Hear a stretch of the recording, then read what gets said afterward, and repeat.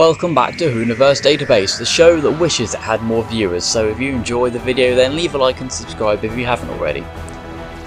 This episode will be focusing on something that was mentioned in a couple of previous videos and is something that I personally find really intriguing.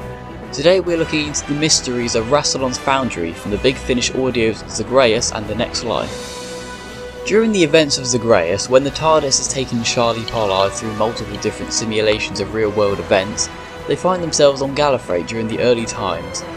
There they find Rassilon in a conflict with the undercover vampire Tepesh. Rassilon has supposedly been angering the Sisterhood of Calm with his activities inside the Foundry, which was actually his TARDIS, and it's said by Tepesh that Rassilon is the one to blame for the Yuzgroth having to drink the blood of intelligent beings as opposed to the specially bred livestock that they used to feast on. Upon gaining entry to the Foundry, Tepesh, Ouida, Tepesh's assistant and the Great Mother of the Sisterhood of Calm, discover many of Rassilon's old experiments. These are all items that would later become parts of classic Doctor Who stories, including the DMAC gun from the Invasion of Time and a version of the Nemesis statue from Silver Nemesis. Entire star systems were contained within the facility.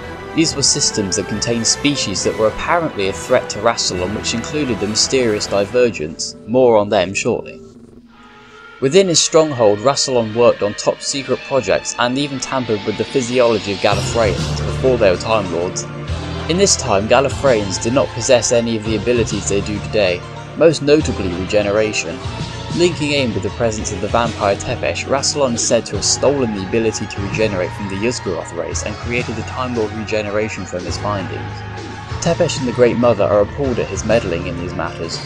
Consulting with an automated recording machine also reveals that Rassilon surveyed thousands upon thousands of planets in the universe, assessing the state of life on each, and went on to create self-replicating, biogenetic molecules that would guide species to evolve into a similar physiology state as the Time Lords, and he sent these molecules to each of the selected worlds to begin the process. This explains why there are so many humanoid races in the universe of Doctor Who. Rassilon, fearing that the Divergence creatures would one day escape and overrule the Time Lords, trapped them in a time loop in their own pocket of reality inside his TARDIS. And that brings me nicely onto the next portion of the video.